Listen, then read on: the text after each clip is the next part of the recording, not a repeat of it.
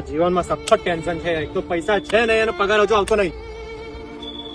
અરે શું બેઠો છે બુરા? એક ખાતા ભૂખ લાગી છે. પૈસા નહીં, શું ખાવા લઈ જાઉં તને? શું થઈ ગયું? પગાર હજુ આવ્યો નહીં. હા એક કામ કર, તારા તો 3-4 બિઝનેસ છે ને, મને લઈ જા. ચાલ ખાવા જા, તારા પૈસા. અરે નહીં, મારા પૈસા યાર. મારા હમણાં વહીવટમાં અટકેલા છે યાર. એક જણો ખાઈને બેઠો છે. યાદ છે? યાર બોલ કાલિયા, શું પાર્ટી રાખી છે? પણ યાર પૈસા નહીં, શું પાર્ટી રમાવું? અરે કઈ પાર્ટી? દારૂ પાર્ટી છે? અરે જઈએ આપણે.